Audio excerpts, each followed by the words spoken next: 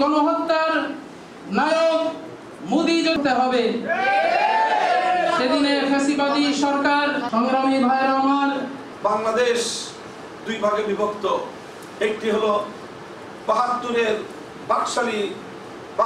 বাকশালপন্থী দেশ বিরোধী চক্রান্তকারী একটি ক্ষুদ্র গোষ্ঠী, আরেকটি হলো ২০২৪-এর বিপ্লব প্রিয় লক্ষ জনতার দেশপ্রেমিক গোষ্ঠী। আজ প্রতিটি রাজনৈতিক শক্তিকে আমি উদাত্ত আহ্বান জানাতে চাই, অবস্থান পরিষ্কার করুন। হয় আপনি জুলাইয়ের পক্ষপাতী, আর না হয় আপনি ৭২-এর বাকশালের দোষর। ২০২৪-এর বিপ্লব পরবর্তী বাংলাদেশে ৭২-এর দোষরদের রাজনীতিতে স্থান হতে পারে না। জুলাই সনদকে রাষ্ট্রীয় স্বীকৃতি প্রদান করবার জন্য ইতিমধ্যে সরকারি আদেশ জারি হয়েছে। চূড়ান্তভাবে রাষ্ট্রীয় স্বীকৃতি প্রদান করার জন্য, আইনি ভিত্তি প্রদান করার জন্য গণভোটের আয়োজন হয়েছে, গণভোটের ঘোষণা হয়েছে।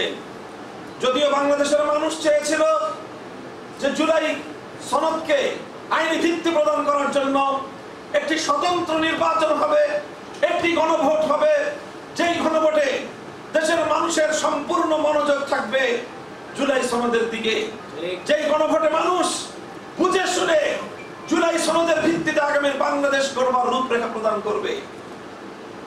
আমরা হতাশ হয়েছি যখন সেই তাৎপর্যপূর্ণ ইতিহাসের পাঠ বদলকারী, আগামীর বাংলাদেশের ভিত প্রদানকারী জুলাই সনদের গণভোটকে জাতীয় সংসদ নির্বাচনের সঙ্গে একই দিনে দিয়ে জুলাই সনদের এই গণভোটের তাৎপর্যকে ক্ষীণ করা হয়েছে, তাৎপর্যকে হ্রাস করা হয়েছে। এই জন্য আমরা অব্যাহত দাবি জানাই, জুলাই সনদের গণভোট এটি বাংলাদেশের ইতিহাসের একটি অন্যতম মাইলফলক। এটি একটি সাধারণ জাতীয় সংসদ নির্বাচনের সাথে একই সঙ্গে অনুষ্ঠিত হতে পারে না। কিন্তু আমাদের এই দাবি বরাবরের মতো অগ্রাহ্য করা হচ্ছে। যদি সেটাই করা হয়, এরপর আমরা দেশবাসীকে অনুরোধ করব, আগামী ত্রয়োদশ জাতীয় সংসদ নির্বাচনের সময়ে একই দিনে যদি কোনো ভোট অনুষ্ঠিত হয়, বাংলার মানুষকে প্রমাণ করতে হবে জুলাই সনদে, জুলাই বিপ্লবের সময় আমরা যারা ঐক্যবদ্ধ ছিলাম, জুলাই সনদের গণভোটের নির্বাচনেও আমরা সকলে হা প্রতীকে ভোট দিয়ে আগামী নতুন বাংলাদেশ গড়বার জন্য আমরা ঐক্যবদ্ধ থাকবো ইনশাআল্লাহ। জাতিকে প্রস্তুত করতে হবে। আমি বাংলাদেশ খেলাফত মজলিসের সকল স্তরের নেতা কর্মীদের প্রতি উদাত্ত আহ্বান জানাই, জুলাই সনদকে অকার্যকর করার জন্য, জুলাই বিপ্লবকে ব্যর্থ করার জন্য দেশ বিরোধী ভিনদেশী চক্র তারা কিন্তু ষড়যন্ত্র অব্যাহত ভাবে রেখেছে। তারা কিন্তু এক মুহূর্তের জন্য বসে নেই। তাদের কাছে বাংলাদেশকে হেরে যেতে দেওয়া যাবে না, তাদের কাছে জুলাই বিপ্লবকে ব্যর্থ হতে দেওয়া যাবে না। জুলাই বিপ্লবের গণভোটকে ঐতিহাসিক ভাবে বিজয়ী করতে হবে আমাদেরকে। মাঠে ময়দানে চষে বেড়ান, জনগণের দোরগোড়ায় পৌঁছান। যেই 4টি পয়েন্টের উপর ভিত্তি করে জুলাই সনদের গণভোট অনুষ্ঠিত হওয়ার কথা, প্রতিটি পয়েন্ট এটি বাংলাদেশের মানুষের আগামীর জন্য মুক্তির দুয়ার খুলবে বলে আমরা বিশ্বাস করি। বাংলাদেশের বিগত ফ্যাসিবাদী বন্দোবস্ত, ৭২-এর বাকশালী বন্দোবস্তকে ধ্বংস করে ২৪-এর বন্দোবস্তের ভিত্তিতে নতুন বাংলাদেশ গড়বার দুয়ার উন্মোচিত হবে ইনশাআল্লাহ।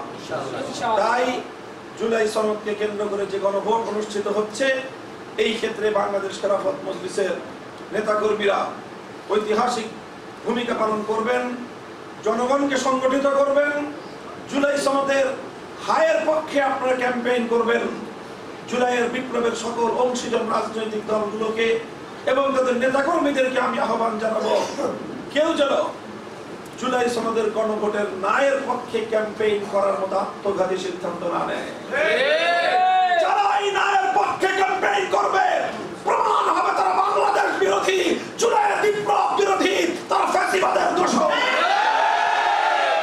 এখানে সংখ্যালঘু ভাইদের আতঙ্কিত হওয়ার কোনো কারণ নেই।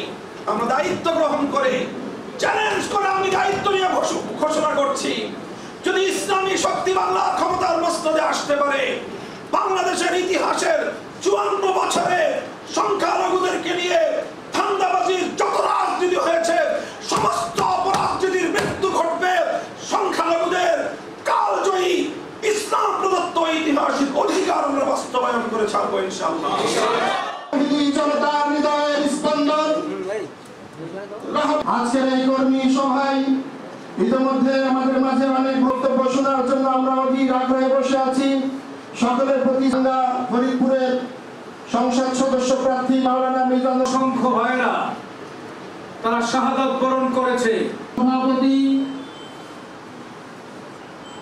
মঞ্চের বাতিলের আতঙ্ক গণমানুষের